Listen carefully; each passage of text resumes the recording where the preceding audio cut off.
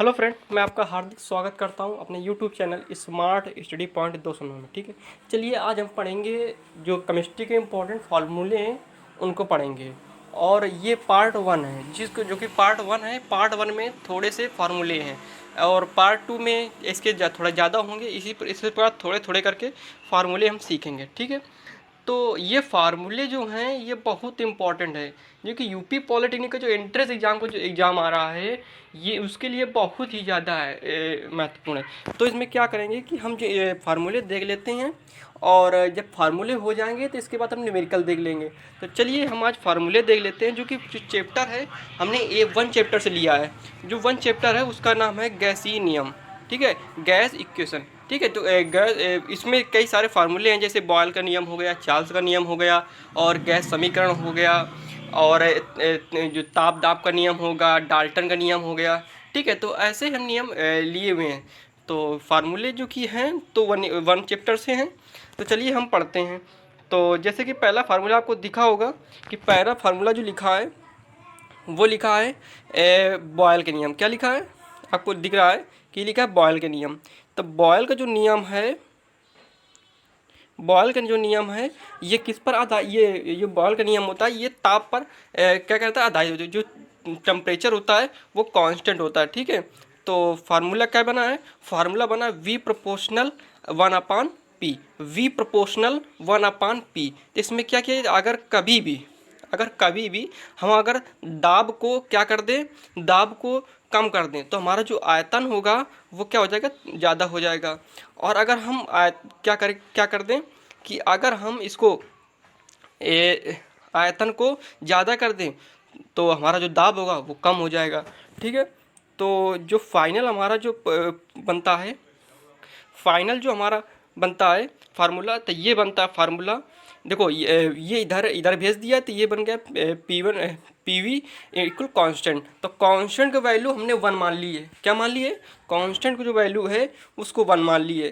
तो इसी प्रकार हम दो समीकरण बना लिए हैं, P1V1 इक्वल कांस्टेंट और दूसरा जो समीकरण बनाया वो बनाया P2V2 इक्वल कांस्टेंट। ठीक है, तो इसी प्रकार हम दोनों समीकरण को लेकर के हमें एक फार्मूला तैयार किया है, जो कि फार्मूला बना हुआ है P1V1 इक्वल P2V2। क्या बना हुआ, P1V1 इक्वल P2V2, ये फार्मूला बना हुआ है। ठीक है, दूसरा जो नियम है वो नियम आता है हमारा चार्ल्स का नियम। क्या आता है, चार्ल्स का नियम आता है। तो चार्ल्स के नियम में क्या होता है कि चार्ल्स के नियम में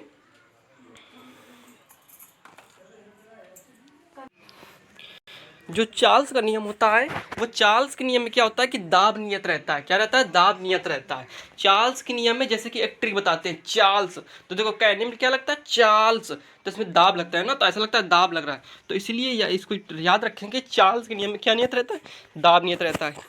जो चार्ल्स के नियम में है, ये चार्ल्स के नियम में क्या नियत रहता है, दाब नियत रहता है। और इसी प्रकार जो हमारा इसी पर चार्ल्स के नियम के अनुसार हमारा क्या बना है, V प्रोपोर्शनल T। जब V प्रोपोर्शनल जो T बना है, V हमारा क्या हो गया, आयतन हो गया, और T हो गया हमारा टेम्परेचर। ठीक है, जो ताप हो गया। ठीक है, T हमारा क्या हो गया, ताप हो गया। इसके बाद में जो फार्मूला बना V/T इक्वल कांस्टेंट।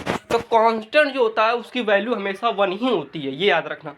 ये याद रखना, जो कांस्टेंट होता है उसकी वैल्यू 1 ही होती है। अगर कांस्टेंट की वैल्यू दिया हो पहले से, मतलब कोई भी वैल्यू दिया हो कांस्टेंट की, ये वैल्यू है, ठीक है, तो उसके लिए तो ठीक है। बाकी अगर कांस्टेंट वैल्यू नहीं दी है तो उसको हम कांस्टेंट की वैल्यू 1 मान लेते हैं। ठीक है, इसके बाद में क्या करेंगे, V/T।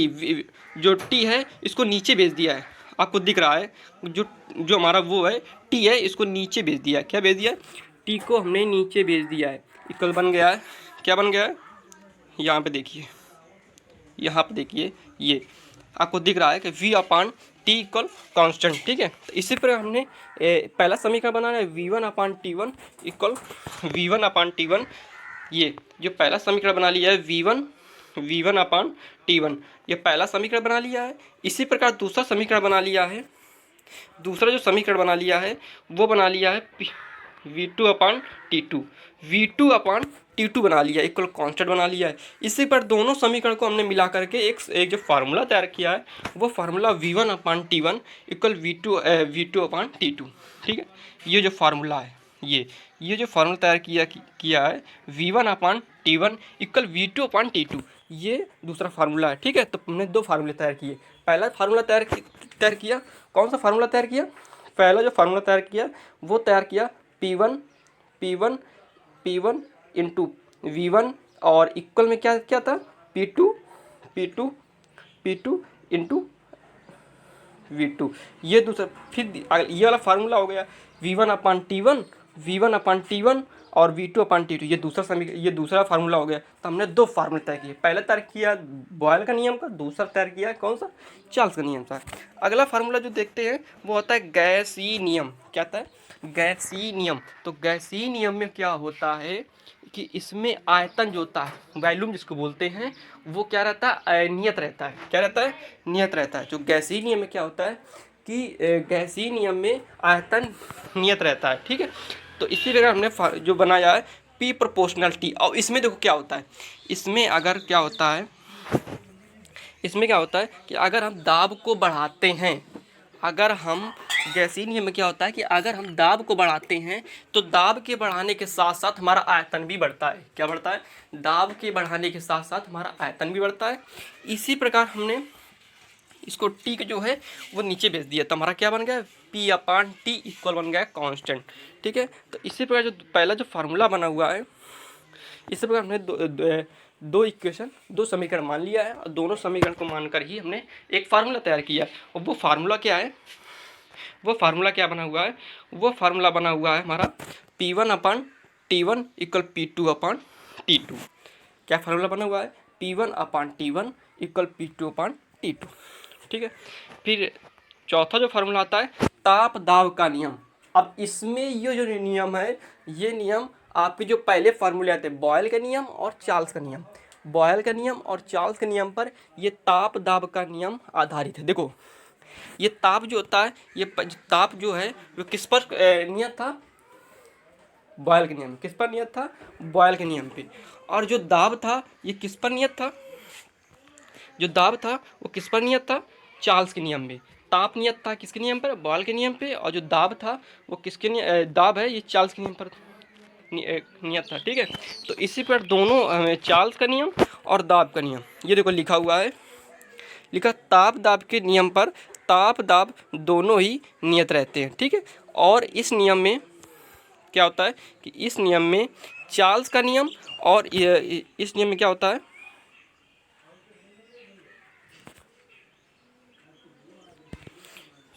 क्या हो गया? हाँ, इस नियम में बॉयल का नियम और चार्ल्स का नियम दोनों ही मिलकर ताप दाब का क्या किया है? नियम दिया है। ये दोनों ही चार्ल्स का नियम और बॉयल का नियम दोनों ही मिलकर क्या दिया है? एक फार्मूला निकाले हैं, वो है ताप दाब का नियम। ठीक है, इसके बाद में ये देखो, देखिए ये देखिए प्रथम नियम जो है वो है बॉयल का नियम। क्या है? प्रथम नियम है बॉयल के नियम, जो कि बॉयल के नियम है V प्रोपोर्शनल 1/P। ये देखो पहले पढ़ा था V प्रोपोर्शनल 1/P। तो क्या इसका फार्मूला क्या निकला था? इसका फार्मूला निकला था P1 into V1 equal P2 और इंटू V2, ये फार्मूला निकला था। ठीक है, और अगला जो फार्मूला निकला था दो तीन नियम में चार्ल्स के में जो फार्मूला निकला था, वह फार्मूला क्या है? वो फार्मूला है चार्ल्स के नियम पे।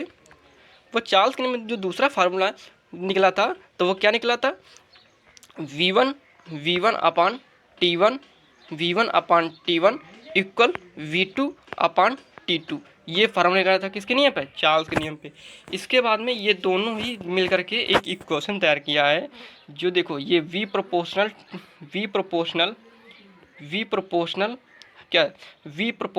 T/P। इसका प्रोपोर्शनल का साइन हटाया तो एक R कांस्टेंट आ गया है। क्या आ गया है? R कांस्टेंट आ गया है। ठीक है, और ये जो कांस्टेंट है ये क्या है? ये गैस स्थिरांक है। ये क्या है? ये है गैस स्थिरांक। इसे बोलते हैं सार्वत्रिक गैस स्थिरांक। ठीक है, ठीक है, इस सार्वत्रिक गैस स्थिरांक बोलते हैं। इसकी जो वैल्यू होती है वो होती है 6.022 10⁻23 होती है। ठीक है। इसके लिए हमें अगला जो फार्मूला आता है आदर्श गैस समीकरण। आदर्श गैस समीकरण कह सकते हैं या तो कह सकते हैं आदर्श नियम भी कह सकते हैं। आदर्श गैस का नियम, आदर्श गैस नियम कह सकते हैं या तो कह सकते हैं आदर्श गैस समीकरण। तो इसके लिए जो फार्मूला निकला है